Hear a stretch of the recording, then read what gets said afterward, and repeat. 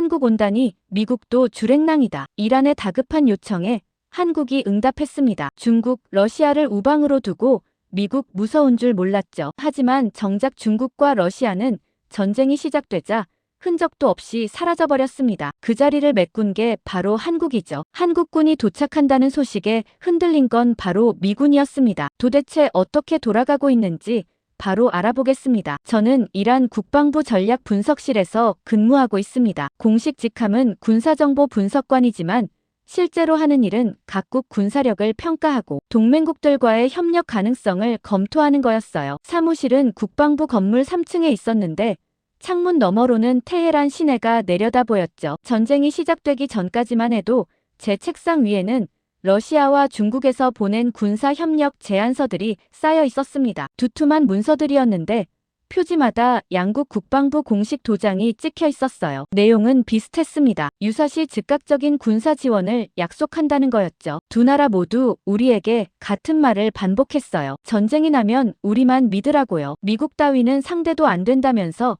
자신들의 군사력을 과시했습니다. 지난해 가을 모스크바에서 열린 군사포럼에 참석했을 때가 생각나네요. 크렘린궁 근처 고급 호텔 연회장에서 열린 만찬이었는데 샹들리에가 화려하게 빛나고 있었고 각국에서 온 군 관계자들이 정장을 입고 모여 있었어요. 저는 이란 대표단 일원으로 참석했는데 테이블 배치가 계급순이어서 중간쯤 자리에 앉아 있었죠. 러시아 장군 한 명이 보드카 잔을 들며 자리에서 일어났습니다. 그는 시로코프 장군이었는데 가슴에 훈장을 가득 달고 있었어요. 시리아 전역에 참전했던 사람이라고 들었습니다. 그가 테이블을 한 바퀴 둘러보더니 크게 웃으면서 말했어요. 여러분, 미국이 뭡니까? 한국이 뭡니까?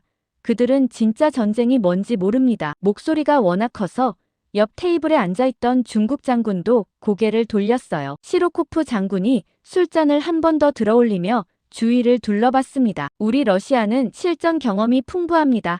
체첸에서 싸웠고 조지아에서 싸웠고 시리아에서 싸웠죠. 미국이 감히 우리와 맞서려고 하면 후회하게 만들어줄 겁니다. 그의 말에 러시아 측 참석자들이 일제히 박수를 쳤어요. 중국 장군도 거들었습니다. 그는 왕 장군이었는데 인민의 반군 고위 장교였죠. 시로코프 장군 말씀이 맞습니다. 미국의 시대는 끝났어요. 이제 앞으로는 우리가 세계 질서를 만듭니다. 그의 말투에는 확신이 가득했어요. 중국은 이미 경제력으로 미국을 위협하고 있고 군사력도 빠르게 성장하고 있습니다. 10년 안에 미국을 추월할 겁니다. 그 말에 연회장에 있던 여러 나라 군 관계자들이 박수를 쳤습니다. 분위기가 고조되자 시로코프 장군이 다시 입을 열었어요. 그런데 한국말입니다. 저 나라는 뭡니까? 그가 비웃듯이 웃었죠. 미국 뒤에 숨어있는 나라 아닙니까? 실전 경험도 없고 독자적인 군사작전 능력도 의심스럽습니다. 한국군이 뭘 할 수 있겠습니까?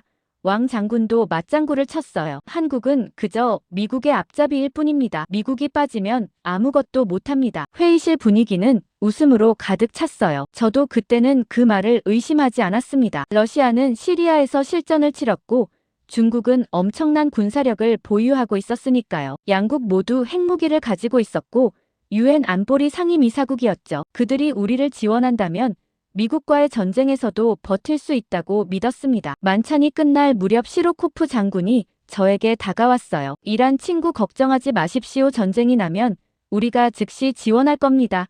그가 제 어깨를 툭 치며 웃었죠. 미국 놈들이 감히 당신네를 건드리면 우리가 가만 안 둡니다. 저는 고맙다고 인사했습니다. 왕 장군도 비슷한 말을 했어요. 중국도 마찬가지입니다.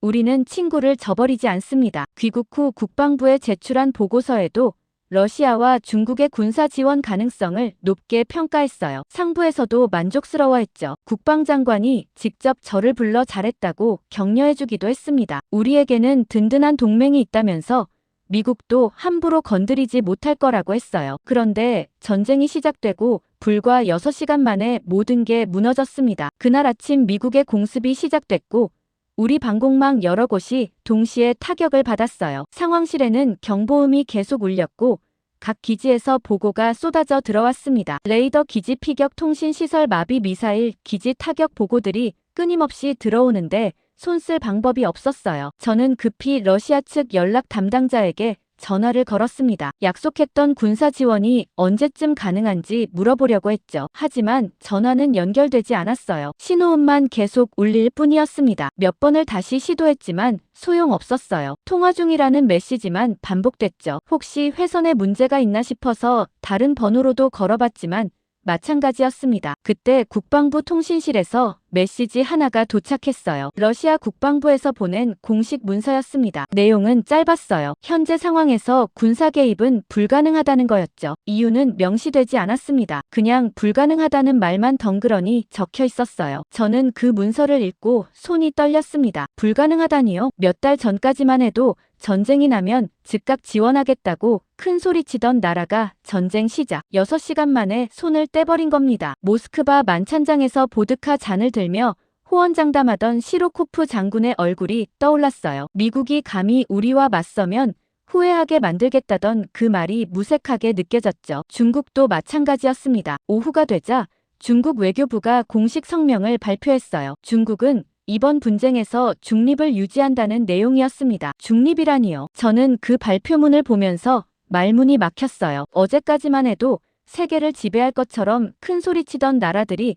전쟁이 시작되자마자 꽁무니를 빼고 도망친 겁니다. 상황실 안은 침묵에 잠겼어요. 모두가 러시아와 중국의 배신을 믿을 수 없다는 표정이었습니다. 한 선임 분석관이 책상을 주먹으로 내리치며 소리쳤어요. 이 개자식들이 우릴 배신했어. 그는 얼굴이 새빨개져서 욕을 퍼부었죠. 또 다른 동료는 고개를 떨구고 있었습니다. 국방장관도 급히 상황실로 내려왔는데 그의 얼굴은 창백했어요. 러시아 대사관에 즉시 연락하라. 중국도 당장 연락해. 그가 급하게 지시했지만 양국 모두 답변을 회피했습니다. 러시아 대사관 측에서는 본국 지시를 기다리고 있다는 말만 되풀이했고 중국 대사관은 아예 전화를 받지 않았어요. 밤이 깊어지면서 상황은 더욱 악화됐습니다. 미국의 공습은 계속됐고 우리 방공망은 점점 더 무너지고 있었어요. 저는 그날 밤 사무실 책상 앞에 앉아서 지난 몇 달간 작성했던 보고서들을 다시 펼쳐봤습니다. 러시아와 중국의 군사 지원 가능성을 높게 평가했던 제 분석이 얼마나 허황된 것이었는지 깨달았어요. 그들은 처음부터 우리를 도울 생각이 없었습니다. 그저 미국을 견제하는 카드로만 사용하려 했던 거죠. 실제로 위험이 닥치자 자기들 안전만 챙기고 우리를 버린 겁니다. 모스크바 만찬장에서 시로코프 장군이 제 어깨를 치며 했던 말이 다시 떠올랐어요. 전쟁이 나면 우리가 즉시 지원할 거라던 그 말이요. 거짓말이었습니다. 왕 장군이 했던 말도 마찬가지였죠. 중국은 친구를 저버리지 않는다던 그 말도 거짓이었어요. 전쟁 첫날 밤 국방부 상황실은 침묵에 잠겨 있었습니다. 어두운 조명 아래 대형 스크린에는 빨간 표시들이 계속 늘어나고 있었어요. 우리 방공 기지들이 하나씩 무력화되고 있다는 신호였죠. 미국의 공격은 우리가 예상했던 것보다 훨씬 강했습니다. 스텔스 전투기가 먼저 들어왔어요. 우리 레이더에는 거의 잡히지 않았습니다. 그 다음에는 전자전이 시작됐죠. 통신망이 교란되고 지휘 체계가 마비되기 시작했어요. 정밀 타격이 이어졌습니다. 토마호크 순항 미사일들이 정확하게 우리 주요 시설들을 때렸어요. 상황판을 보고 있던 한 장군이 한숨을 쉬며 중얼거렸습니다. 우리 방공망은 하루 만에 절반 이상이 무너졌어요. 제가 근무하던 분석실 옆 작전실에서는 계속 보고가 들어오고 있었습니다. 테헤란 외곽 레이더 기지 파괴, 이스파한 미사일 기지 타격, 아바단 통신 시설 마비, 끊임없이 쏟아지는 피해 보고를 들으며 저는 무력감을 느꼈어요. 새벽 2시쯤 됐을 때 국방장관이 긴급 회의를 소집했습니다. 고위 장성들과 주요 참모들이 모두 상황실로 모였어요. 저도 분석관으로서 배석했죠. 회의실 분위기는 무겁기 그지없었습니다. 한 장군이 먼저 입을 열었어요. 미국의 공격 패턴을 보면 이건 단순한 경고가 아닙니다. 그들은 우리 방공 체계를 완전히 무력화시킬 작정입니다. 그의 목소리에는 긴장감이 가득했어요. 다른 장군이 물었습니다. 현재 우리가 가용할 수 있는 방공 자산은 얼마나 남았습니까? 작전 참모가 보고했어요. 약 40% 정도입니다. 나머지는 파괴되었거나 작동 불능 상태입니다. 침묵이 흘렀습니다. 누군가 조심스럽게 물었어요. 러시아에서 약속한 S-400 미사일 시스템은 언제 도착합니까? 국방장관이 고개를 저었습니다. 러시아는 현재 상황에서 군사 개입이 불가능하다고 통보해왔습니다. 회의실이 술렁거렸어요. 또 다른 장군이 목소리를 높였습니다. 중국은 어떻습니까? 중국도 지원을 약속하지 않았습니까? 장관이 쓴웃음을 지었어요. 중국은 중립을 선언했습니다. 그 말에 회의실은 완전히 조용해졌습니다. 한 나이든 장군이 책상을 주먹으로 탁 쳤어요. 이 배신자 새끼들. 그가 분노를 참지 못하고 욕을 내뱉었죠. 하지만 그것도 잠시였습니다. 현실은 냉정했어요. 우리는 지금 홀로 미국과 맞서고 있었고 방법이 없었습니다. 작전 참모가 조심스럽게 말했어요. 현재 속도로 공격이 계속되면 이틀 안에 우리 방공 능력은 완전히 상실될 것으로 예상됩니다. 그 말이 떨어지자 회의실은 더욱 무거운 침묵에 잠겼습니다. 한 장군이 낮은 목소리로 말했어요. 미국을 이길 수 있는 나라는 없습니다. 그 말에 모두가 고개를 들었습니다. 그가 계속 말했어요. 제가 지난 30년간 군에서 복무하면서 내린 결론입니다. 미국의 군사력은 압도적입니다. 누군가가 조심스럽게 물었습니다. 러시아도 그렇습니까? 장군은 고개를 저었어요. 러시아도 못 이깁니다. 그는 잠시 멈췄다가 말을 이었습니다. 시리아에서 러시아군의 작전을 분석해봤습니다. 그들의 전술은 구식입니다. 장비도 미국에 비하면 한 세대 뒤처져 있어요. 중국은 어떻습니까? 다른 장군이 물었어요. 중국도 마찬가지입니다. 그는 단호하게 말했습니다. 중국은 경제 규모는 크지만 군사기술은 아직 미국을 따라잡지 못했습니다. 실전 경험도 부족하고요. 회의실이 조용해졌습니다. 모두가 절망적인 표정이었어요. 저도 그 자리에 앉아서 막막함을 느꼈습니다. 정말 방법이 없는 걸까요? 그때 구석에 앉아있던 한 참모가 조심스럽게 말했습니다. 한국이라면 어떻습니까? 회의실에 있던 사람들이 그를 쳐다봤어요. 그가 말을 이었습니다. 한국은 중동에서 구호 물자와 의료 지원을 계속해왔습니다. 우리와도 관계가 나쁘지 않고요. 적어도 도와줄 가능성은 있지 않겠습니까? 순간 누군가 웃었습니다. 한국이요? 그 목소리에는 비웃음이 섞여 있었어요. 한 나이든 장군이 말했습니다. 그 나라가 전쟁을 뭘 압니까? 미국 뒤에 숨어서 경제나 하는 나라 아닙니까?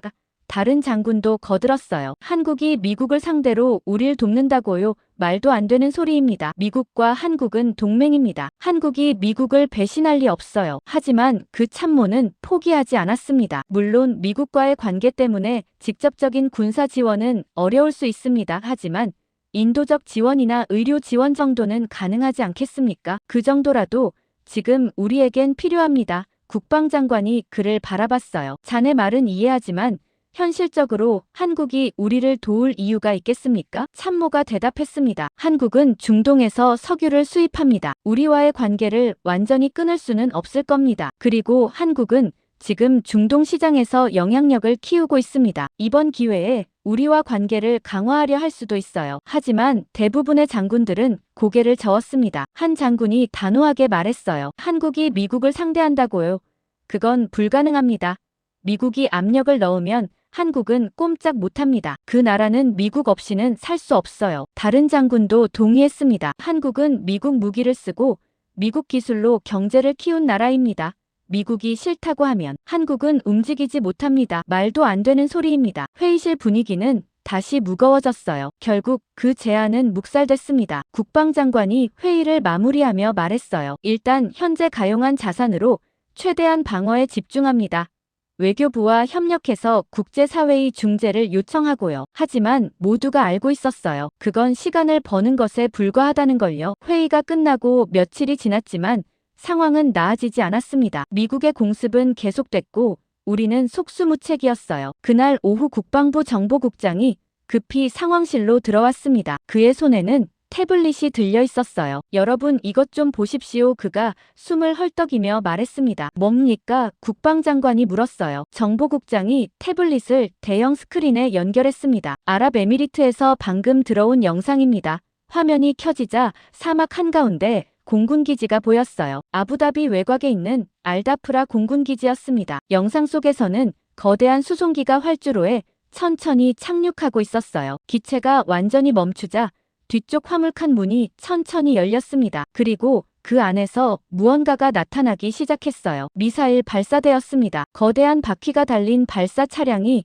경사로를 따라 내려왔어요. 이어서 또 다른 차량이 나왔습니다. 레이더 안테나가 장착된 지휘 차량이었죠. 그 다음에는 통신 장비를 실은 차량들이 줄지어 내렸습니다. 저것이 뭡니까? 한 장군이 물었어요. 정보국장이 대답했습니다. 천궁2입니다. 한국의 중거리 지대공 미사일 시스템입니다. 회의실이 술렁거렸어요. 한국이요? 누군가 되물었습니다. 네, 맞습니다. 정보국장이 고개를 끄덕였어요. 아랍에미리트가 한국과 계약해서 도입한 방공 시스템입니다. 영상은 계속 재생됐습니다. 발사대만 4대가 내렸고 레이더 차량도 2대였어요. 지휘 통제 차량과 각종 지원 장비들까지 합치면 10여 대가 넘는 차량이 수송기에서 내렸습니다. 한 장군이 물었어요. 저 시스템 성능이 어떻습니까? 정보국장이 태블릿을 조작하며 설명했습니다. 사거리는 약 150km, 최대 고도는 60km 정도입니다. 동시에 다수 표적을 추적하고 요격할 수 있다고 알려져 있습니다. 패트리어급입니까? 다른 장군이 물었어요. 정보국장이 잠시 망설이다 말했습니다. 일부 성능은 패트리엇보다 우수하다는 평가도 있습니다.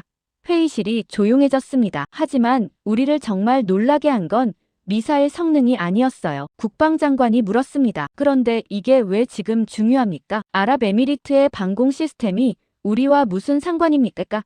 정보국장이 화면을 다시 조작했어요. 여기를 보십시오. 그가 화면을 확대했습니다. 수송기 옆에 서 있는 사람들이 보였어요. 아랍에미리트 군복을 입은 장교들과 한국 기술진으로 보이는 사람들이었습니다. 이 영상이 촬영된 게 언제입니까? 장관이 물었어요. 어제입니다.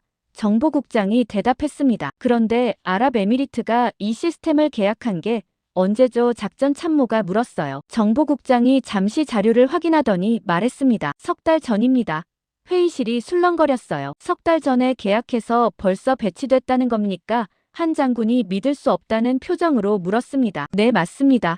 정보국장이 고개를 끄덕였어요. 계약 후 3달 만에 실제 장비가 도착해서 배치까지 완료됐습니다. 이건 말도 안 됩니다. 다른 장군이 말했어요. 러시아 S-400 시스템은 계약 후 배치까지 최소 1년은 걸립니다. 미국 패트리엇도 비슷하고요. 3달 만에 배치라니 불가능합니다. 하지만 영상은 거짓말을 하지 않았어요. 정보국장이 영상을 잠시 멈추고 다른 화면을 띄웠습니다. 아랍에미리트 공군 대변인 인터뷰였습니다. 아랍어 음성 위로 영어 자막이 떠올랐어요. 아랍에미리트 장교가 카메라를 보며 말하고 있었습니다. 한국의 배송 속도는 놀라웠습니다. 계약 협상부터 배치까지 모든 과정이 신속했습니다. 그가 웃으며 농담조로 말했어요. 이건 군수 지원이 아닙니다. 이건 로켓 배송입니다. 회의실에 있던 몇몇 사람들이 어색하게 웃었습니다. 하지만 대부분은 충격을 받은 표정이었어요. 저도 마찬가지였습니다. 국방장관이 조용히 물었습니다. 다른 나라 사례도 있습니까?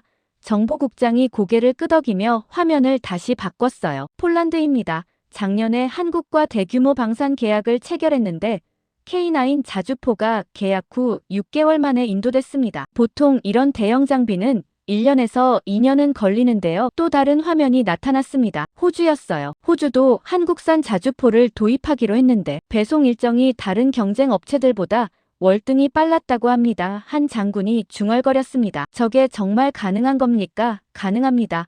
정보국장이 단호하게 말했어요. 한국 방산 업체들의 생산 능력은 우리가 생각했던 것보다 훨씬 뛰어납니다. 그들은 자동차 산업에서 쌓은 대량 생산 노하우를 군수 산업에 적용했습니다. 작전 참모가 물었습니다. 그래서 이게 우리와 무슨 관계가 있습니까? 정보국장이 잠시 침묵했다가 말했습니다. 만약 한국이 우리를 지원하기로 결정한다면 다른 나라들보다 훨씬 빠르게 장비를 들여올 수 있다는 겁니다. 회의실이 조용해졌어요. 모두가 그 의미를 곱씹고 있었습니다. 하지만 여전히 회의적인 목소리가 나왔어요. 한 장군이 말했습니다. 배송이 빠르다고 해서 뭐합니까? 한국이 미국 눈치를 보는 건 마찬가지 아닙니까? 그들이 우릴 도울 리 없습니다. 다른 장군도 동의했어요. 아랍에미리트는 미국과 관계가 좋으니까 한국이 장비를 팔 수 있는 겁니다. 우리는 다릅니다.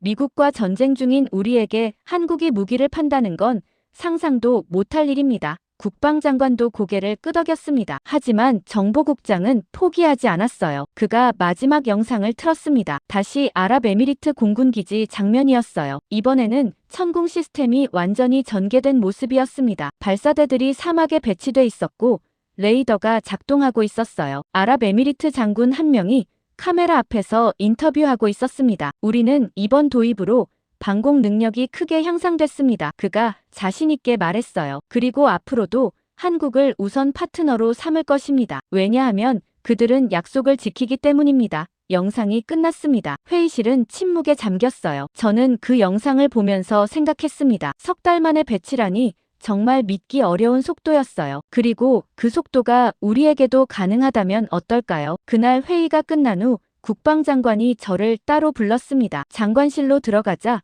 그가 창밖을 바라보며 말했어요. 자네가 아랍에미리트에 다녀온 적 있지? 내작년에 군사협력 논의차 방문했었습니다. 저는 고개를 끄덕였어요. 장관이 돌아서며 말했습니다. 아랍에미리트에 직접 연락해보게. 한국 시스템에 대해 더 자세히 알아봐야겠어. 우리가 정말 선택지가 없다면 어떤 가능성이라도 검토해야 하네. 저는 즉시 아랍에미리트 국방부 연락 담당자에게 전화를 걸었어요. 다행히 그는 제 전화를 받았습니다. 한국 천궁 시스템에 대해 물어보고 싶은데요. 제가 조심스럽게 말을 꺼냈어요. 아, 그거요. 그가 밝은 목소리로 대답했습니다. 정말 대단한 시스템입니다. 우리가 도입한 것 중에 최고예요. 구체적으로 어떤 점이 좋습니까? 제가 물었어요. 그는 잠시 생각하더니 말했습니다. 일단 배송 속도요. 계약하고 석 달 만에 실전 배치됐어요. 러시아나 미국은 최소 1년은 걸린다고 하던데 한국은 달랐습니다. 성능은 어떻습니까? 기대 이상입니다. 그가 자신있게 말했어요. 시험 발사에서 명중률이 90%가 넘었어요. 레이더 성능도 뛰어나고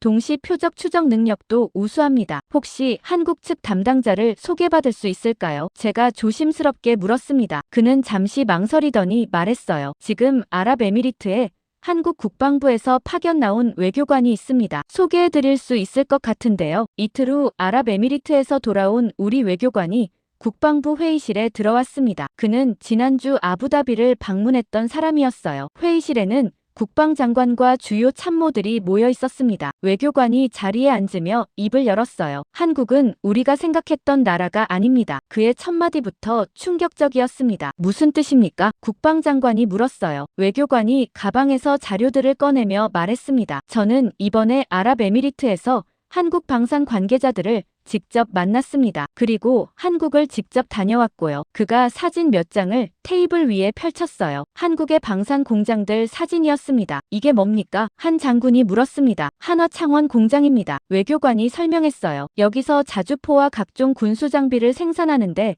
생산 라인이 완전히 자동화돼 있습니다. 그는 다른 사진을 가리켰습니다. 이건 한국항공우주산업 공장이고요. 여기서 전투기와 훈련기를 만듭니다. 무기 생산 속도가 믿을 수 없을 정도입니다. 그가 강조하듯 말했어요. 한국은 자동차를 만들듯이 무기를 만듭니다. 대량 생산 시스템이 완벽하게 갖춰져 있어요. 작전 참모가 물었습니다. 그래서 실제 생산량이 어느 정도입니까? 외교관이 자료를 넘기며 대답했습니다. K9 자주포의 경우 연간 150대 이상 생산 가능하다고 합니다. 천궁 미사일도 수백 기를 생산할 수 있고요. 회의실이 술렁거렸어요. 한 장군이 말했습니다. 그 정도면 중형 국가 수준이 아닙니까? 맞습니다. 외교관이 고개를 끄덕였어요. 그런데 더 놀라운 건 기술력입니다. 한국은 이제 단순히 조립만 하는 게 아닙니다. 핵심 기술을 자체 개발하고 있어요. 예를 들면요. 국방장관이 몸을 앞으로 기울이며 물었습니다. 능동 위상 배열 레이더입니다. 외교관이 말했어요. 천궁 시스템에 탑재된 레이더인데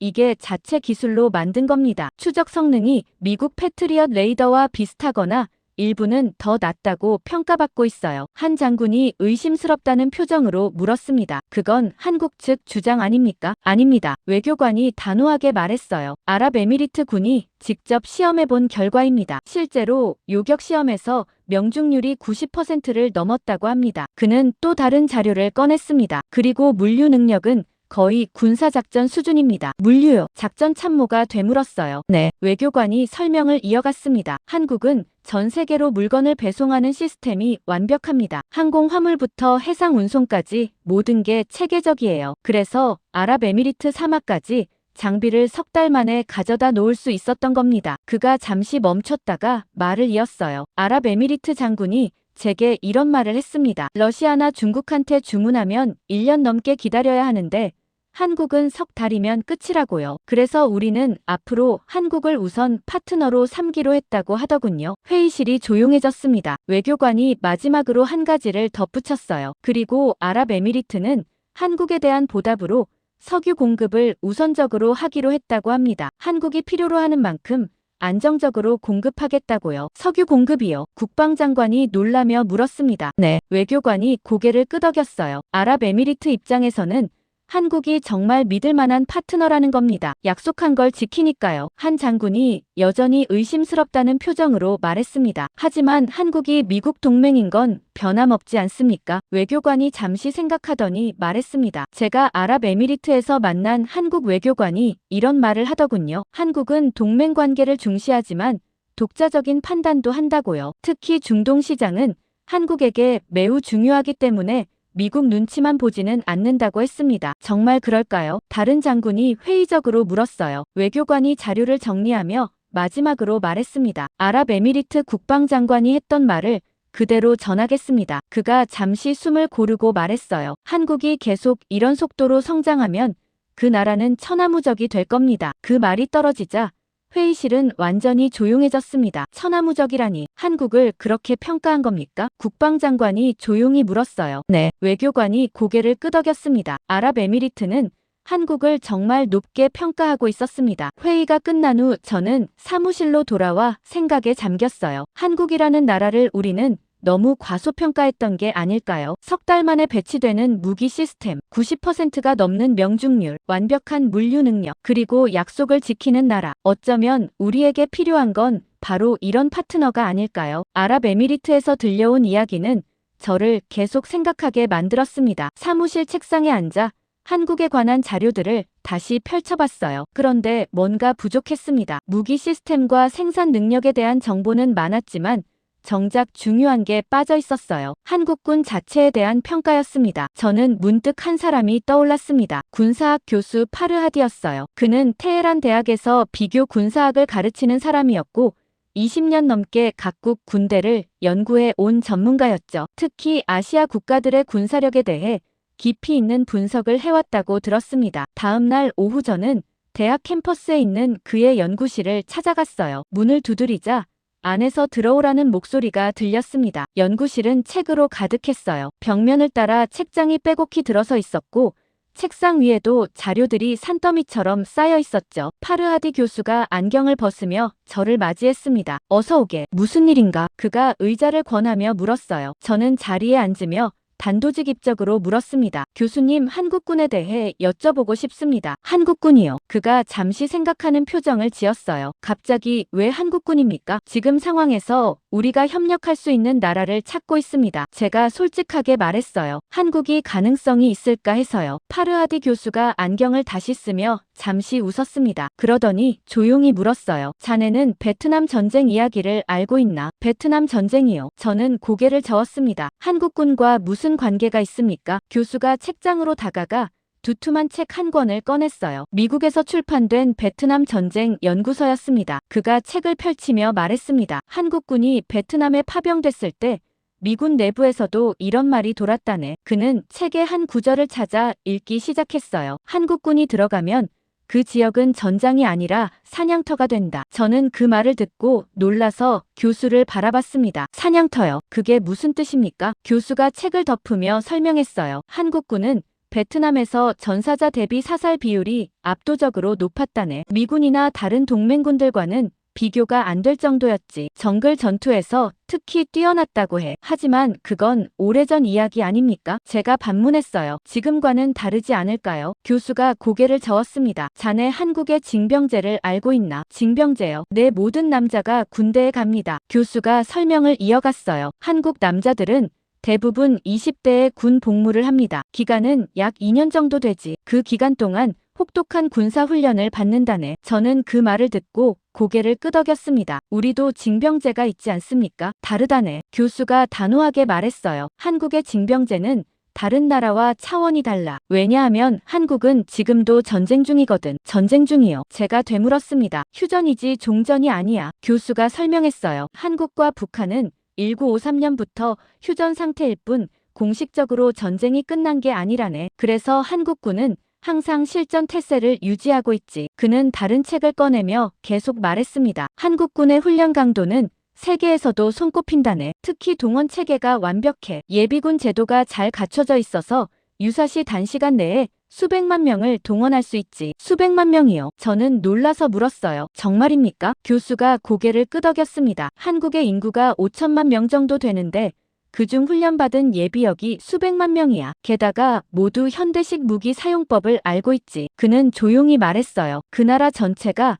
사실상 전쟁 대기 상태라고 보면 되네. 저는 그 말을 듣고 충격을 받았습니다. 전 국민이 군사훈련을 받은 나라라니. 교수가 책을 덮으며 말을 이었어요. 그리고 한국군은 실전 경험도 있네. 베트남 전쟁 이후로도 여러 평화유지군 활동에 참여했고 아프간에도 부대를 보냈지. 하지만 지금 우리가 상대하는 건 미국입니다. 제가 말했어요. 한국이 미국을 상대로 우리를 도울 수 있을까요? 파르하디 교수가 잠시 생각에 잠겼습니다. 그러다가 조용히 말했어요. 한국이 미국과 직접 전쟁을 한다는 건 상상하기 어렵지. 하지만 자네가 물어본 건 그게 아니지 않나. 무슨 말씀이신지. 한국군이 정말 강한가 하는 거였잖나. 교수가 제 눈을 똑바로 바라봤어요. 그렇다면 대답은 이거야. 한국군은 강하네. 매우 강해. 그는 잠시 멈췄다가 말을 이었습니다. 특히 방어 전투에서는 세계 최강 수준이지. 70년 넘게 북한과 대치하면서 방어 전술을 완벽하게 다듬었거든. 방공 시스템도 그런 맥락에서 발전한 거야. 저는 그의 말을 듣고 고개를 끄덕였어요. 아랍에미리트에서 들었던 천궁 시스템 이야기가 떠올랐습니다. 교수가 다시 입을 열었어요. 그런데 자네 정말 한국과 접촉할 생각인가? 네. 저는 솔직하게 대답했습니다. 다른 선택지가 없어 보입니다. 교수가 심각한 표정으로 말했습니다. 쉽지 않을 거야. 한국은 미국과의 관계를 중시하는 나라니까. 하지만 불가능하지는 않을 것 같네. 왜 그렇게 생각하십니까? 제가 물었어요. 한국은 실용적인 나라거든. 교수가 설명했어요. 이념보다는 실리를 따지는 경향이 있지. 중동은 한국에게 중요한 시장이야. 석유도 수입해야 하고. 그래서 중동 국가들과의 관계를 함부로 끊지 않을 거라네. 그렇다면 가능성이 있다는 말씀이신가요? 가능성은 있어. 교수가 조심스럽게 말했어요. 하지만 한국이 원하는 조건이 뭔지 잘 파악해야 할 거야. 그들은 계산적인 사람들이거든. 저는 연구실을 나오면서 결심했습니다. 한국에 연락해야겠다고. 파르하디 교수의 말이 계속 머릿속을 맴돌았어요. 한국군은 강하다. 전 국민이 훈련받았다. 방어 전투의 최강자다. 그리고 실용적이다. 국방부로 돌아와 보고서를 작성하기 시작했습니다. 한국과의 접촉을 건의하는 내용이었어요. 러시아와 중국이 우리를 버렸지만 어쩌면 한국이라면 다를 수 있다고 적었습니다. 보고서를 국방장관에게 제출하면서 저는 생각했어요. 이게 우리의 마지막 선택이 될 거라고. 보고서를 제출한 다음 날 국방장관이 긴급 회의를 소집했습니다. 저는 회의실로 들어가면서 긴장했어요. 장관의 표정이 평소보다 심각해 보였거든요. 회의실에는 외교부 장관과 주요 참모들이 이미 모여 있었습니다. 국방장관이 입을 열었어요. 어젯밤 미국의 공습이 다시 있었습니다. 이번에는 테헤란 외곽 군수기지가 타격을 받았습니다. 한 장군이 보고했습니다. 피해가 심각합니다. 탄약 저장고가 폭발하면서 주변 시설까지 파괴됐습니다. 장관이 고개를 끄덕이며 말했어요. 우리에게 시간이 없습니다. 러시아와 중국은 완전히 손을 뗐고 국제사회의 중재도 별 효과가 없습니다. 그는 잠시 멈췄다가 쟤를 바라봤어요. 한국과 접촉하는 건 어떻게 생각하십니까? 외교부 장관이 물었습니다. 저는 자리에서 일어나 대답했어요. 시도해볼 가치가 있다고 봅니다. 한국은 중동에서 영향력을 키우고 있고 우리와의 관계도 나쁘지 않습니다. 하지만 미국 문제가 있지 않습니까? 한 참모가 말했습니다. 한국이 미국 동맹인데 우리를 도울 리 없습니다. 저는 고개를 저었어요. 아랍에미리트 사례를 보면 한국은 생각보다 독자적입니다. 그들은 실리를 따집니다. 우리가 합당한 조건을 제시하면 협상 테이블에는 나올 겁니다. 국방장관이 결정을 내렸습니다. 좋습니다. 특사를 보냅시다. 외교부에서 적임자를 선정하십시오. 이틀 후 특사단이 구성됐습니다. 외교부 차관이 단장을 맡았고 국방부에서는 제가 군사고문으로 동행하기로 했어요. 출발 전날 저는 장관에게 마지막 보고를 했습니다. 한국 측에 어떤 메시지를 전달할까요? 제가 물었어요. 장관이 창밖을 바라보며 말했습니다. 솔직하게 말하게. 우리가 어려운 상황에 있다는 것. 그리고 한국이 원하는 조건을 모두 수용할 준비가 되어 있다는 것. 저는 고개를 끄덕였습니다. 서울행 비행기에 오르는 순간 가슴이 두근거렸어요. 이게 정말 마지막 기회일 수도 있다는 생각이 들었습니다. 비행 시간은 약 10시간이었습니다. 그동안 저는 한국에 대한 자료들을 다시 검토했어요. 경제 규모, 군사력, 외교 관계 모든 걸 머릿속에 집어넣었습니다. 인천공항에 도착했을 때는 이른 아침이었어요. 공항은 깨끗하고 현대적이었습니다. 한국 외교부에서 나온 직원이 우리를 맞이했어요. 어서 오십시오. 차량이 준비되어 있습니다. 그가 정중하게 안내했습니다. 서울로 가는 길에 창밖 풍경을 바라봤어요. 고층 빌딩들이 즐비했고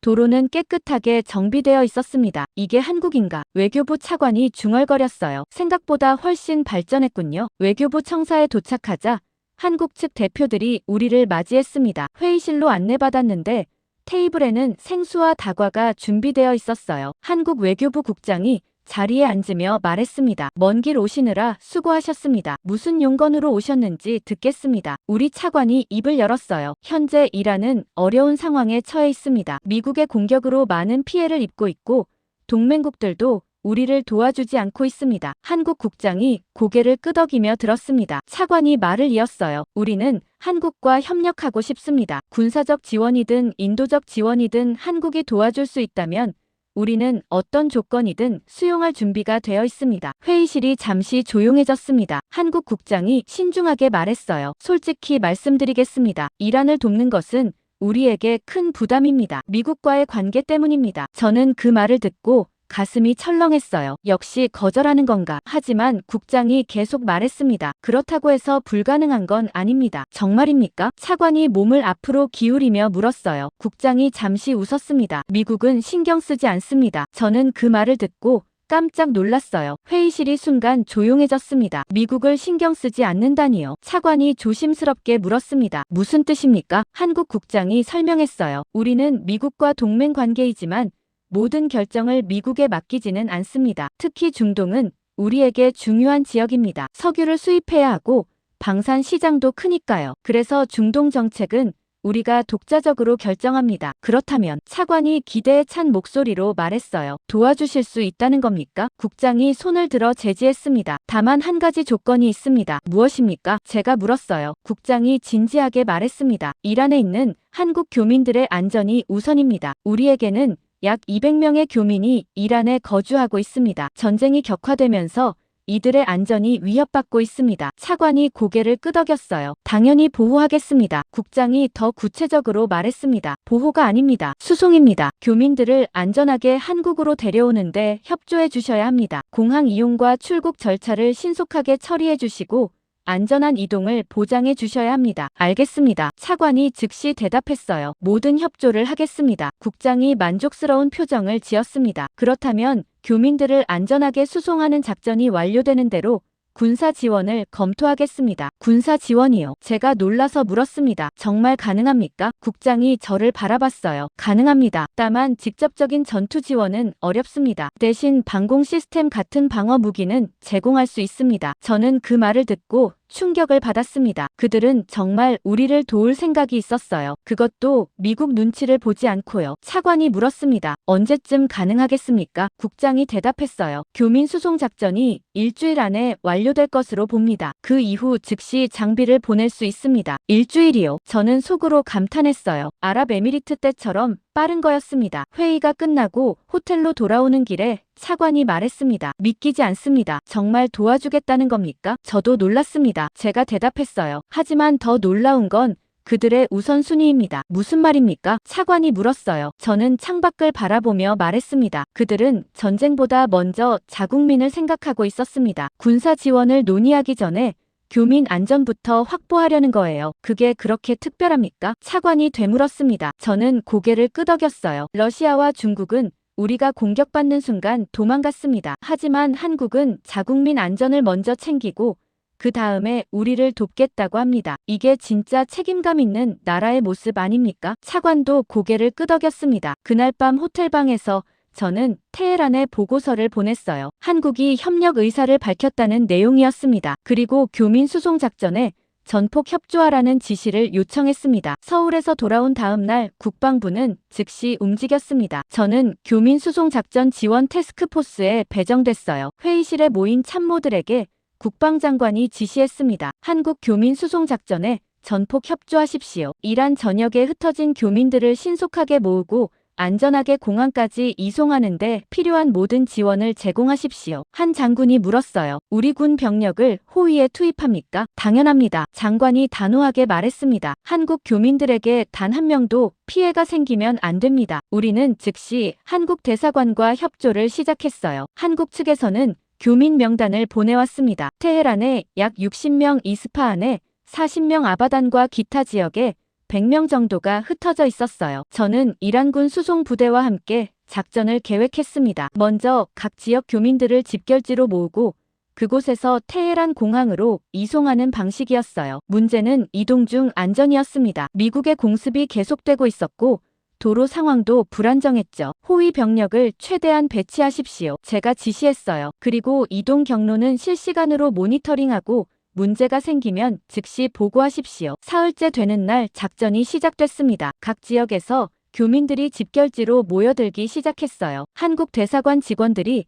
현장에서 교민들을 안내하고 있었습니다. 저는 상황실에서 실시간으로 보고를 받았어요. 테헤란 지역 교민 60명 집결 완료. 통신병이 보고했습니다. 이스파한 지역 40명 이동 중. 아바단 지역은 도로 상황이 좋지 않아 예상보다 지연되고 있습니다. 다른 통신병이 보고했어요. 저는 긴장했습니다. 아바단은 전선과 가까운 지역이었거든요. 아바단 호위 병력을 증강하십시오. 제가 지시했어요. 그리고 이동 경로를 우회로로 변경하십시오. 알겠습니다. 작전 참모가 즉시 움직였습니다. 그날 밤 모든 교민들이 테헤란으로 집결했습니다. 공항 근처 호텔에 임시 숙소가 마련됐어요. 저는 직접 현장으로 나가봤습니다. 호텔 로비에는 한국 교민들이 모여 있었어요. 대부분 가족 단위였고 어린아이들도 많이 보였습니다. 한 중년 남자가 저에게 다가와 인사했어요. 감사합니다. 덕분에 안전하게 이동할 수 있었습니다. 그는 한국어로 말했지만 저는 통역을 통해 들었습니다. 저는 고개를 숙이며 대답했어요. 당연히 해야 할 일입니다. 불편하신 건 없으십니까? 괜찮습니다. 그가 웃으며 말했습니다. 이란 군인들이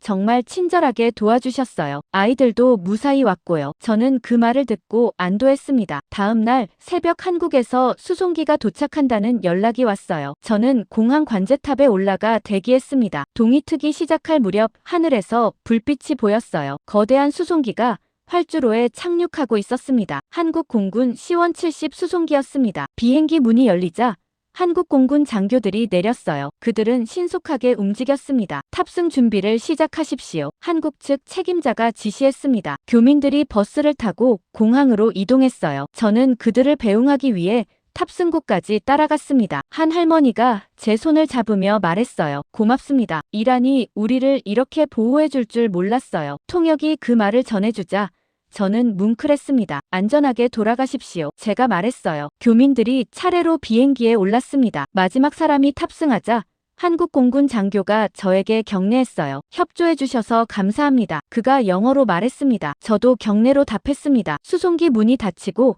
엔진 소리가 커졌어요. 비행기는 천천히 활주로를 달리다가 하늘로 날아올랐습니다. 저는 그 모습을 바라보며 생각했어요. 이게 시작이구나. 하지만 놀라운 건 따로 있었습니다. 그날 오후 두 번째 수송기가 도착했어요. 저는 처음에 교민을 더 데려가려고 온 줄 알았습니다. 하지만 아니었어요. 공항 관제탑에서 한국 측 담당자가 연락을 해왔습니다. 화물을 하역하겠습니다. 협조 부탁드립니다. 화물이요? 저는 되물었습니다. 무슨 화물입니까? 곧 보시게 될 겁니다. 그가 대답했습니다. 저는 급히 활주로로 나갔어요. 수송기가 착륙하고 화물칸 문이 열렸습니다. 그리고 그 안에서 무언가가 나타나기 시작했어요. 거대한 차량이었습니다. 바퀴가 여러 개 달린 발사 차량이 경사로를 따라 천천히 내려왔어요. 저는 그 순간 깨달았습니다. 저건 제가 중얼거렸어요. 옆에 서 있던 한국 장교가 말했습니다. 천궁 발사대입니다. 뒤이어 레이더 차량이 내렸습니다. 그 다음에는 지휘 통제 차량이었어요. 모두 합쳐서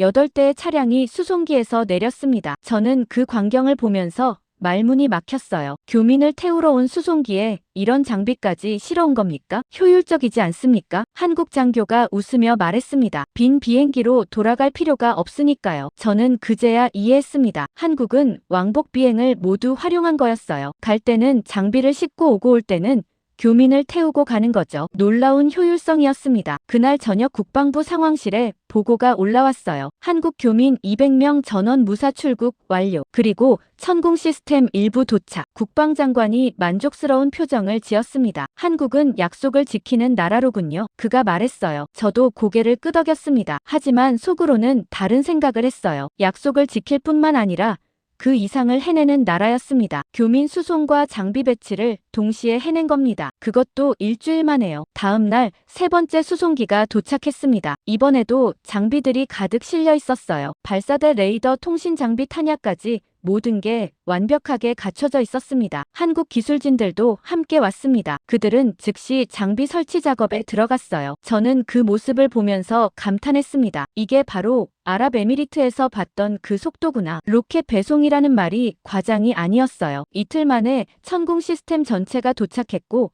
사흘째 되는 날 작동 준비가 완료됐습니다. 저는 그날 밤 침대에 누워 생각했어요. 한국이라는 나라는 정말 특별했습니다. 자국민을 먼저 챙기면서도 약속한 지원을 완벽하게 이행했어요. 그것도 믿을 수 없는 속도로요. 천공 시스템이 도착한 다음 날 저는 배치 현장으로 향했습니다. 테헤란 외곽 군사 기지였어요. 평소에는 우리 방공 부대가 주둔하던 곳이었는데 이제는 한국 시스템이 자리를 잡고 있었습니다. 기지 정문을 통과하자 멀리서 거대한 차량들이 보였어요. 천공 발사대였습니다. 회색과 녹색이 섞인 위장 도색이 칠해진 발사 차량이 4대나 배치되어 있었죠. 가까이 다가가자 그 크기에 압도됐습니다. 발사대 하나에 미사일이 8발씩 장착되어 있었어요. 길고 날렵한 미사일들이 경사진 각도로 하늘을 향하고 있었습니다. 한국 기술진 한 명이 제게 다가왔어요. 구경하러 오셨습니까? 그가 영어로 물었습니다. 네, 직접 보고 싶었습니다. 저는 고개를 끄덕이며 대답했어요. 그가 웃으며 발사대 쪽으로 안내했습니다. 이게 천공2 발사대입니다. 발사관이 8개 장착되어 있고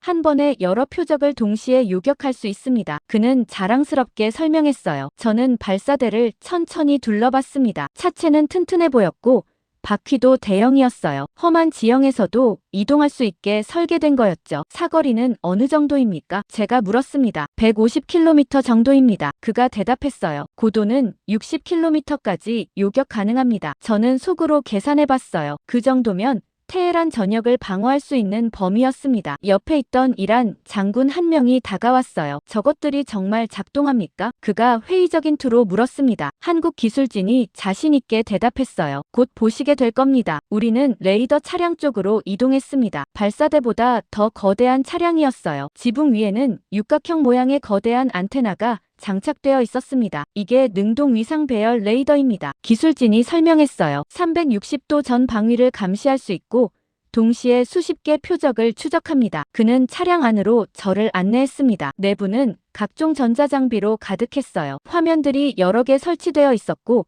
좌석마다 조종 패널이 있었습니다. 한 기술진이 화면을 켜자 주변 공역이 나타났어요. 지금 테헤란 상공을 스캔하고 있습니다. 그가 화면을 가리키며 말했습니다. 민항기들이 보이시죠?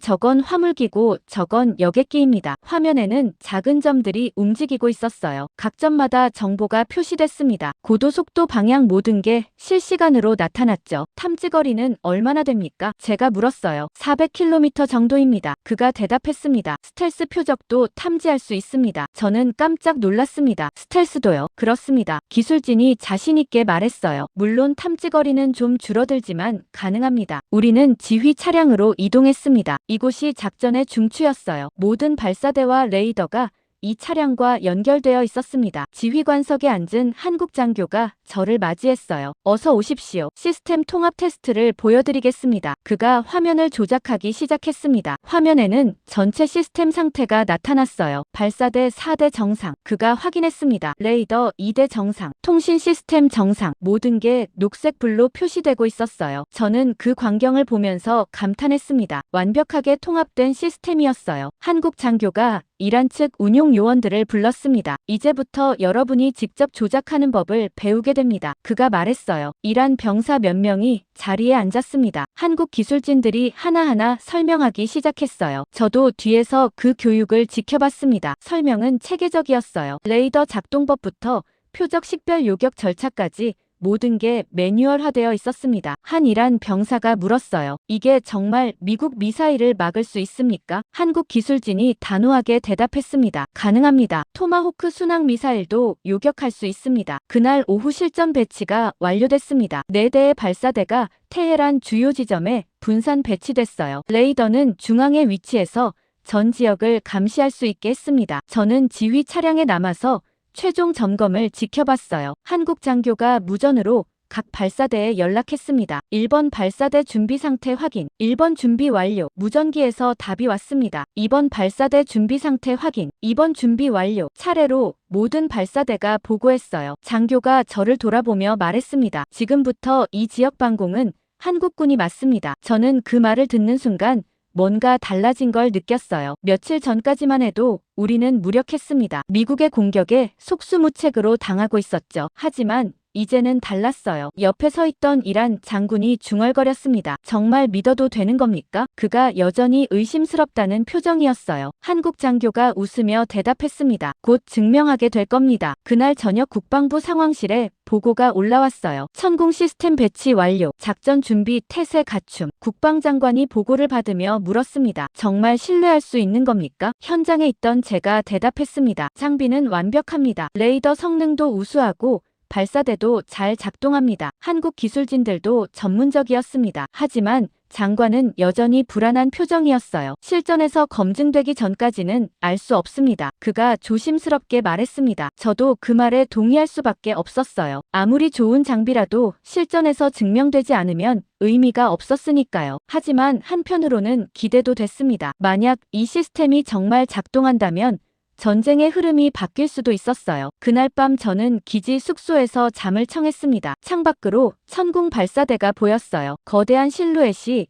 어둠 속에서 하늘을 향하고 있었습니다. 미사일들이 언제든 발사될 준비를 하고 있었죠. 저는 그 모습을 보면서 생각했습니다. 내일 밤 우리는 정말 달라질 수 있을까요? 한국이 가져온 이 시스템이 정말 전쟁의 흐름을 바꿀 수 있을까요? 곧 알게 될 거였습니다. 그날 밤은 조용했습니다. 저는 기지 숙소에서 잠을 설치고 있었어요. 창밖으로 보이는 천궁 발사대가 계속 신경 쓰였거든요. 새벽 2시쯤 됐을 때 갑자기 사이렌 소리가 울렸습니다. 저는 벌떡 일어나 옷을 급히 입고 밖으로 뛰쳐나갔어요. 기지 전체에 비상등이 켜지고 병사들이 분주하게 움직이고 있었습니다. 무슨 일입니까? 제가 지나가는 병사에게 물었어요. 미사일 경보입니다. 그가 숨을 헐떡이며 대답했습니다. 저는 즉시 지휘 차량으로 달려갔습니다. 차량 안은 이미 긴장감으로 가득했어요. 한국 장교들과 이란 운용 요원들이 화면을 주시하고 있었습니다. 상황이 어떻습니까? 제가 물었어요. 한국 장교가 화면을 가리키며 대답했습니다. 페르시아만 방향에서 순항 미사일 다수 접근 중입니다. 현재 거리 300km. 화면에는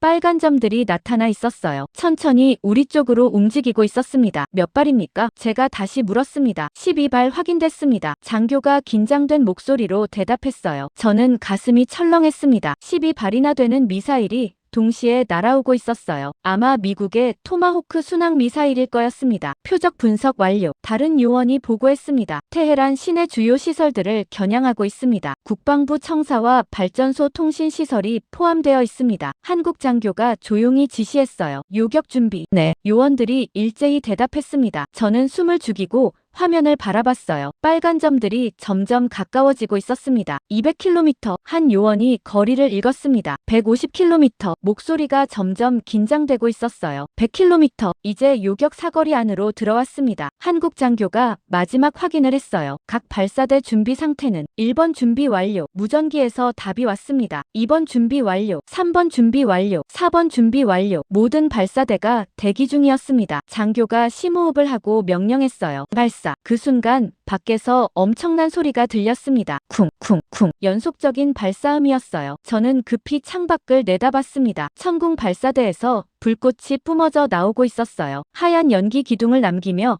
미사일들이 밤하늘로 솟아올랐습니다. 하나 둘 셋 계속해서 미사일들이 발사됐습니다. 발사 완료. 요원이 보고했어요. 16발 발사. 저는 다시 화면을 봤습니다. 이제 화면에는 파란 점들도 나타나 있었어요. 우리가 발사한 요격 미사일들이었습니다. 빨간 점을 향해 빠르게 움직이고 있었죠. 첫 번째 교전 10초 전, 요원이 카운트다운을 시작했습니다. 5, 4, 3, 2, 1. 교전. 그 순간 화면에서 빨간 점 하나가 사라졌습니다. 첫 번째 표적 요격 성공. 요원이 외쳤어요. 지휘 차량 안에서 환호성이 터져 나왔습니다. 하지만 한국 장교는 여전히 침착했어요. 계속 추적하십시오. 나머지 표적들도 요격하십시오. 이어서 두 번째, 세 번째 표적이 사라졌습니다. 화면에서 빨간 점들이 하나씩 지워지고 있었어요. 파란 점과 빨간 점이 만나는 순간마다 점이 사라졌습니다. 4번 요격, 5번 요격, 6번 요격. 보고가 계속 들어왔습니다. 저는 화면을 보면서 믿을 수 없다는 표정을 지었어요. 정말 맞고 있었습니다. 미국의 순항미사일을 정말 요격하고 있었어요. 7번 요격, 8번 요격, 9번 요격. 이제 빨간 점이 3개밖에 남지 않았습니다. 10번 요격, 2개가 됐어요. 한국 장교가 추가 발사를 지시했습니다. 남은 표적의 재요격 실시. 네, 또다시 발사음이 들렸습니다. 몇 초 후 화면에서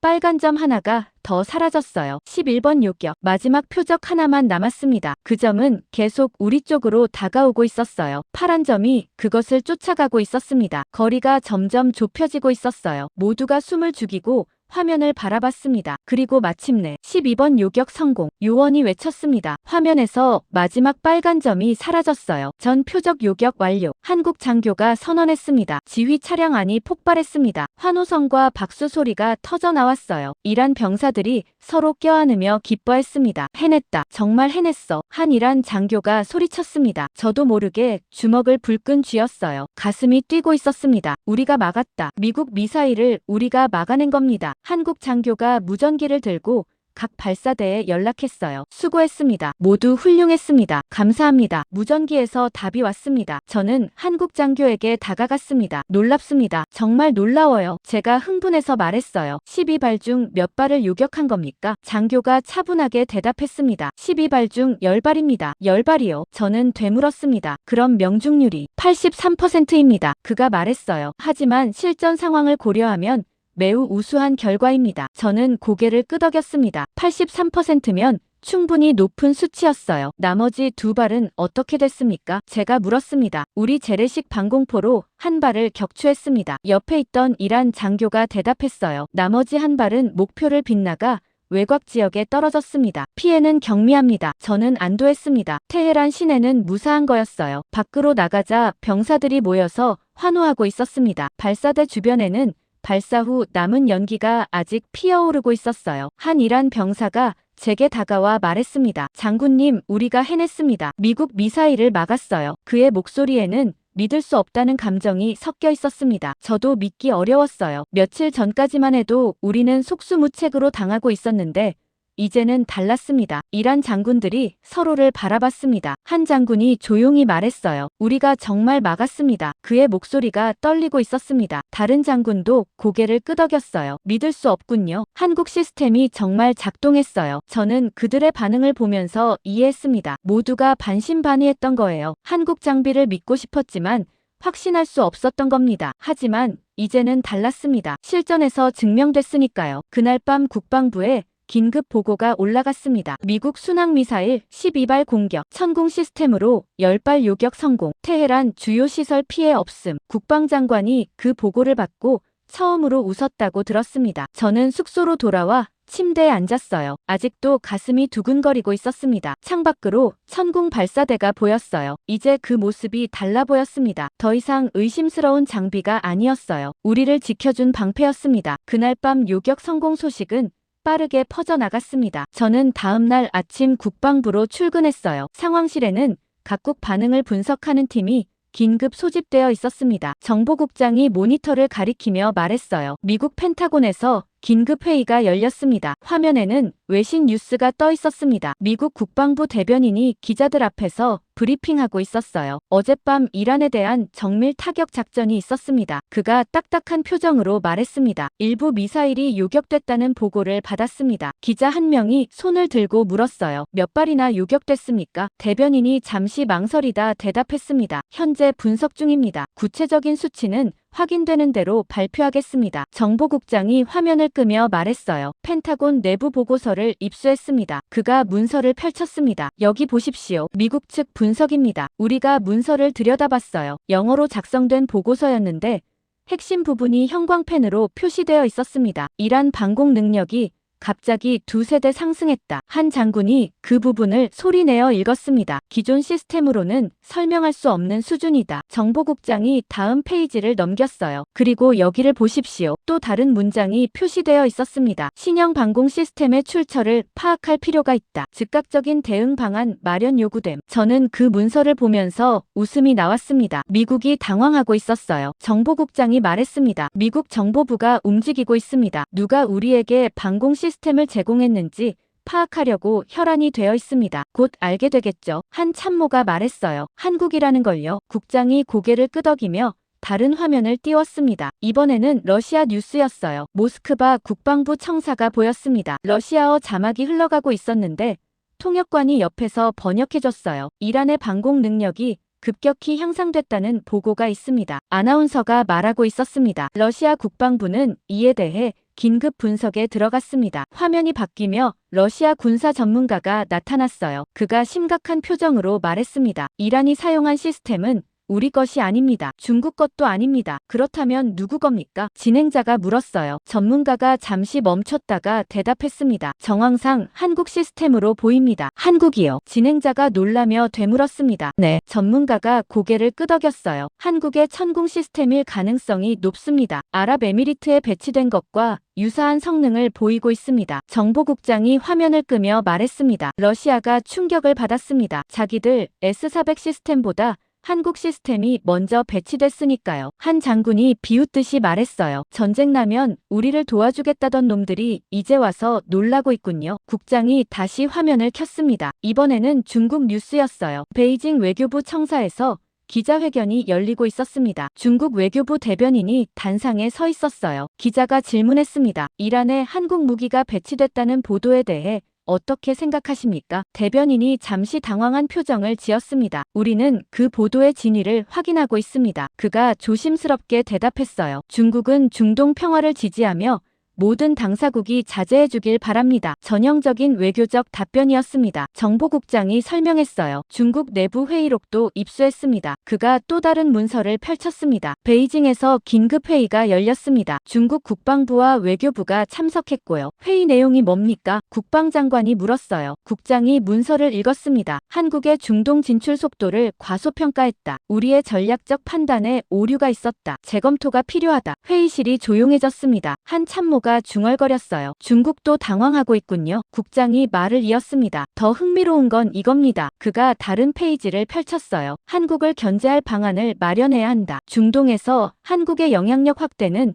우리에게 위협이다. 저는 그 문장을 읽으며 생각했습니다. 중국이 한국을 위협으로 보기 시작한 거예요. 정보국장이 화면을 다시 켰습니다. 이번에는 여러 나라 뉴스를 동시에 보여줬어요. 영국 BBC 뉴스에서는 군사 전문가가 분석하고 있었습니다. 한국의 방산 기술이 예상보다 훨씬 앞서 있습니다. 그가 말했어요. 이번 요격 성공은 한국 무기 체계의 우수성을 입증했습니다. 프랑스 뉴스에서도 비슷한 내용이 나왔습니다. 한국이 중동 방산 시장의 새로운 강자로 부상하고 있습니다. 아나운서가 말했어요. 독일 뉴스는 더 직접적이었습니다. 유럽 방산 업체들이 긴장하고 있습니다. 한국의 가격 경쟁력과 배송 속도를 따라잡기 어렵다는 분석입니다. 정보국장이 화면들을 끄며 정리했습니다. 전 세계가 주목하고 있습니다. 한국이 이란에 무기를 제공했다는 사실에 모두 충격을 받았습니다. 국방장관이 물었어요. 미국의 추가 반응은 없습니까? 국장이 고개를 끄덕였습니다. 있습니다. 미국이 한국 정부에 비공식 문의를 했다고 합니다. 뭐라고 했습니까? 한국의 대답이요. 국장이 웃으며 말했습니다. 한국은 정당한 방어 무기 수출이며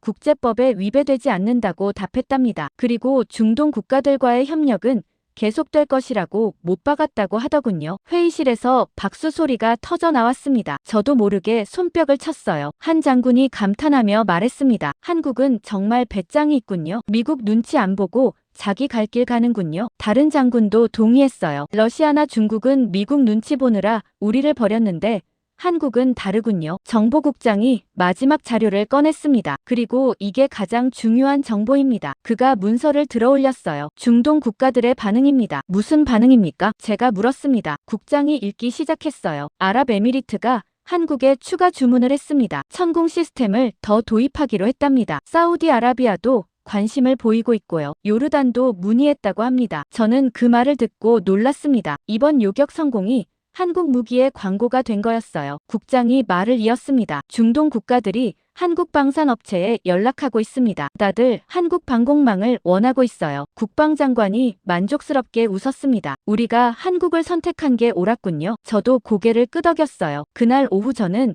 사무실 창밖을 바라보며 생각했습니다. 전쟁이 시작됐을 때 러시아와 중국은 도망갔어요. 그들은 큰 소리만 쳤을 뿐 실제로는 아무것도 하지 않았습니다. 하지만 한국은 달랐습니다. 조용히 와서 우리를 도왔고 약속을 지켰어요. 그리고 이제 전 세계가 한국을 주목하고 있었습니다. 이틀째 되던 날 뜻밖의 연락이 왔습니다. 저는 그날 아침 국방부 사무실에서 보고서를 정리하고 있었어요. 갑자기 비서가 급히 들어왔습니다. 장군님, 러시아 대사관에서 연락이 왔습니다. 러시아요. 저는 고개를 들며 되물었어요. 그가 숨을 헐떡이며 말했습니다. 긴급 회담을 요청한답니다. 군사 협력을 논의하고 싶다고 하더군요. 저는 그 말을 듣고 어이가 없었습니다. 지금 와서요. 비서가 고개를 끄덕였어요. 국방장관님께 즉시 보고하라는 지시가 떨어졌습니다. 저는 서류를 집어들고 장관실로 향했습니다. 복도를 걸어가는데 다른 참모 한 명이 저를 불러 세웠어요. 들으셨습니까? 중국도 연락 왔답니다. 중국도요? 네. 그가 말했습니다. 외교부를 통해서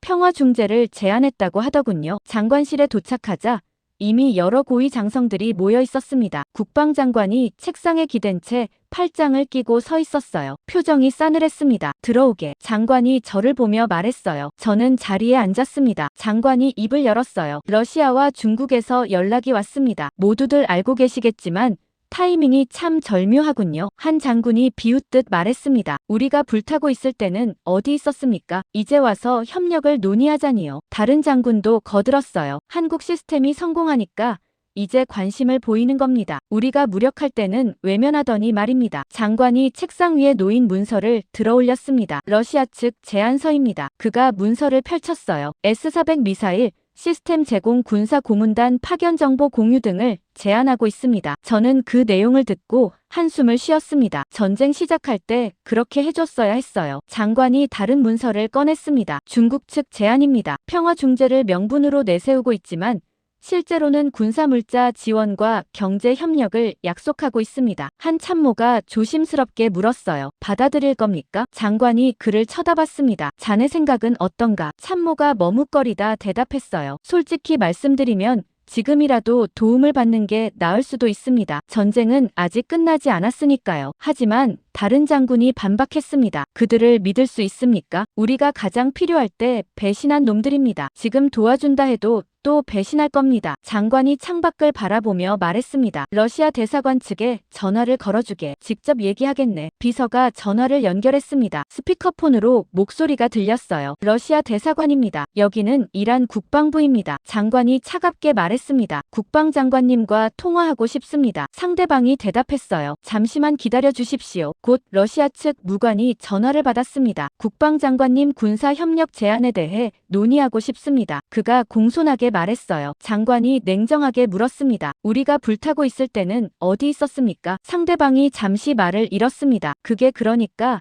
당시 상황이 복잡했다고요. 장관이 목소리를 높였어요. 우리가 미국의 공격을 받고 있을 때 당신네는 불가능하다는 메시지 한 줄만 보냈습니다. 그게 동맹국이 할 짓입니까? 무관이 변명하듯 말했습니다. 국제 정세가 어려워서 즉각 개입하기 힘들었습니다. 하지만 지금이라도 협력할 수 있지 않겠습니까? 장관이 단호하게 말했습니다. 필요 없습니다. 우리는 이미 믿을 수 있는 파트너를 찾았습니다. 한국말입니까? 무관이 놀라며 물었어요. 장관이 대답했습니다. 그렇습니다. 한국은 우리가 어려울 때 도와줬습니다. 약속을 지켰고요. 당신네처럼 배신하지 않았습니다. 하지만 국방장관님, 무관이 다급하게 말했습니다. 우리는 더 많은 것을 제공할 수 있습니다. 한국보다 더 강력한 무기를 더 많이 줄 수 있습니다. 장관이 비웃었습니다. 한국 천궁 시스템이 미국 미사일 12발 중 10발을 요격했습니다. 당신네 S-400이 그것보다 나은가요? 그것은 무관이 말문이 막혔어요. 장관이 말을 이었습니다. 게다가 한국은 석 달 만에 시스템을 배치했습니다. 당신네는 계약 후 1년도 넘게 걸린다고 하지 않았습니까? 무관이 변명했어요. 그건 절차상 어쩔 수 없는 문제입니다. 절차라고요. 장관이 냉소했습니다. 한국은 절차고 뭐고 우리가 필요할 때 바로 왔습니다. 그게 진짜 파트너 아닙니까? 전화 너머로 침묵이 흘렀습니다. 장관이 마지막으로 말했어요. 더 이상 할 말이 없으시면 끊겠습니다. 우리는 바쁩니다. 전쟁 중이거든요. 그가 전화를 끊었습니다. 회의실이 조용했습니다. 한 장군이 조심스럽게 물었어요. 중국도 같은 식으로 대응하시겠습니까? 장관이 고개를 끄덕였습니다. 당연하지. 비서가 다시 전화를 연결했어요. 이번에는 중국 대사관이었습니다. 중국 측 외교관이 정중하게 말했습니다. 국방장관님, 중국 정부는 이란의 평화를 진심으로 바랍니다. 우리가 중재에 나설 수 있습니다. 장관이 차갑게 대답했어요. 중재요? 전쟁 시작할 때 중국은 중립을 선언하지 않았습니까? 그건 그때 상황이 복잡해서 외교관이 설명하려 했지만 장관이 끊었습니다. 당신네도 러시아와 똑같습니다. 우리가 어려울 때는 외면하다가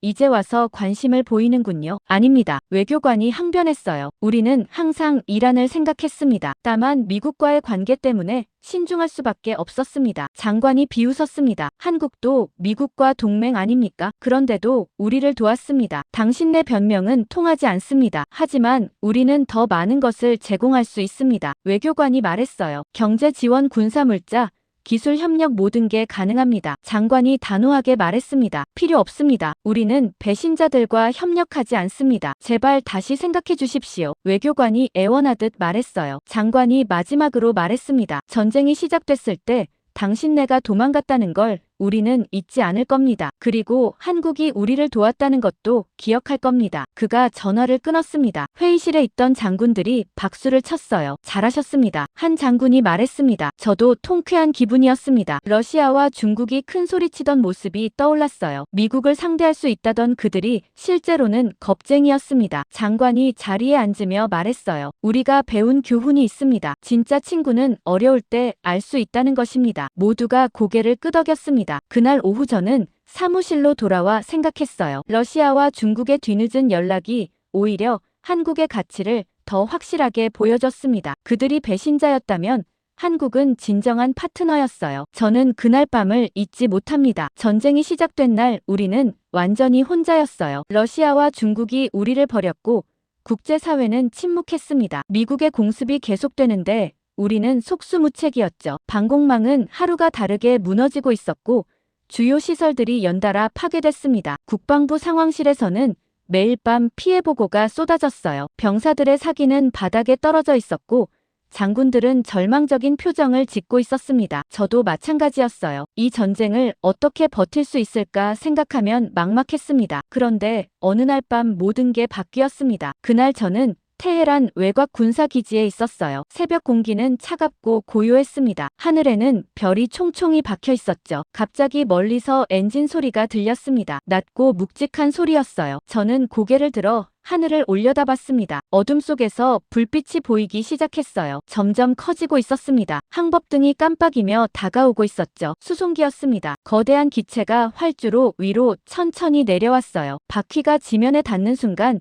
고무 타는 냄새가 퍼졌습니다. 엔진 소리가 점점 작아지며 수송기가 멈춰 섰어요. 한국 공군 C-170 수송기였습니다. 화물칸 문이 천천히 열리기 시작했어요. 유압장치 소리가 밤 공기를 가르며 울렸습니다. 그리고 그 안에서 무언가가 나타났어요. 천궁 발사대였습니다. 거대한 차량이 경사로를 따라 천천히 내려왔어요. 바퀴가 콘크리트 위를 구르는 소리가 묵직하게 울렸습니다. 위장 도색이 칠해진 차체가 조명을 받아 반짝였죠. 발사대 위에는 8발의 미사일이 장착되어 있었습니다. 저는 그 모습을 보면서 숨을 죽였어요. 이어서 레이더 차량이 내렸습니다. 지붕 위에 거대한 안테나가 장착된 차량이었어요. 그 다음에는 지휘 통제 차량과 통신 장비들이 줄지어 나왔습니다. 한국 기술진들도 함께 내렸어요. 그들은 즉시 움직이기 시작했습니다. 체계적이고 신속했어요. 마치 수백 번 연습한 것처럼 정확하게 움직였습니다. 옆에 서 있던 이란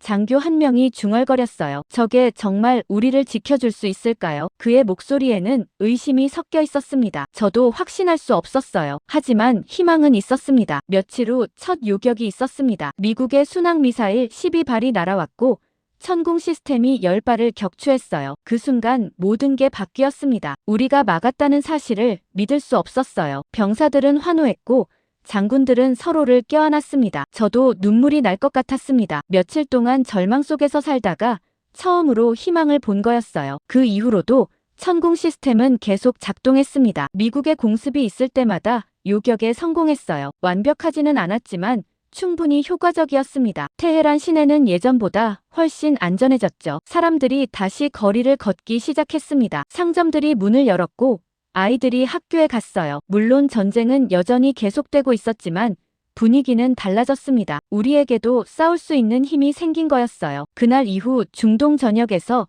질문이 쏟아지기 시작했습니다. 한국 방공망은 언제 들어옵니까? 아랍에미리트에서 물어왔어요. 사우디아라비아도 연락했습니다. 요르단, 이집트, 심지어 파키스탄까지 관심을 보였어요. 모두가 천궁 시스템을 원했습니다. 저는 국방부 복도에서 다른 나라 무관들과 마주칠 때마다 같은 질문을 들었어요. 한국 시스템 정말 좋습니까? 그들이 물었습니다. 저는 확신을 가지고 대답했어요. 우리 목숨을 구했습니다. 그 말에 그들은 고개를 끄덕이며 메모를 했죠. 어느 날 저녁 저는 테헤란 외곽기지를 다시 찾았습니다. 천궁이 처음 도착했던 그 활주로였어요. 해가 지고 있었고 하늘은 붉게 물들어 있었습니다. 저는 활주로 끝에 서서 그날 밤을 떠올렸어요. 수송기가 내려앉던 순간, 화물칸 문이 열리던 순간, 발사대가 나타나던 순간 모든 게 생생했습니다. 그때 한국 기술진 한 명이 제게 다가왔어요. 무슨 생각하세요? 그가 물었습니다. 저는 웃으며 대답했어요. 그날 밤을 생각하고 있었습니다. 천궁이 도착한 밤을요. 그가 고개를 끄덕이며 말했습니다. 우리도 그날을 기억합니다. 처음으로 실전 배치됐던 날이니까요. 긴장됐었습니다. 하지만 잘 됐죠. 저는 그의 말에 동의했어요. 정말 잘 됐습니다. 우리 둘은 잠시 침묵 속에서 석양을 바라봤어요. 저 멀리 천궁 발사대가 보였습니다. 여전히 하늘을 향해 서 있었어요. 언제든 발사될 준비가 되어 있었습니다. 저는 그 모습을 보면서 생각했어요. 전쟁이 시작됐을 때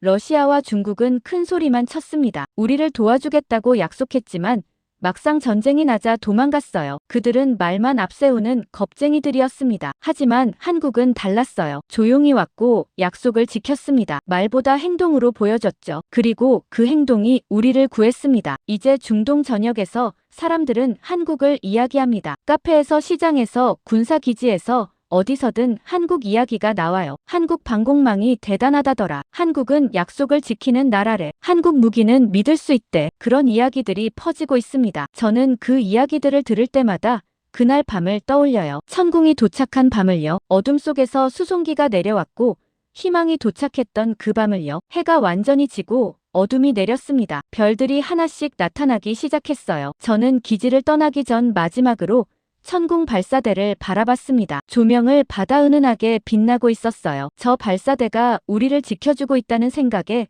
마음이 놓였습니다. 차를 타고 테헤란으로 돌아가는 길에 창밖을 바라봤어요. 거리에는 불빛이 켜지고 있었고 사람들이 걷고 있었습니다. 평화로운 풍경이었어요. 이 평화가 가능한 건 천궁 덕분이었습니다. 그리고 천궁을 보내준 한국 덕분이었죠. 저는 속으로 감사했습니다. 한국이라는 나라에게요. 그날 밤 침대에 누워 천장을 바라보며 생각했어요. 전쟁은 아직 끝나지 않았지만 우리는 이제 혼자가 아니었습니다. 한국이 함께하고 있었으니까요. 그리고 그 사실만으로도 충분히 버틸 수 있었습니다. 천궁이 도착한 밤, 그 밤이 모든 걸 바꿨습니다.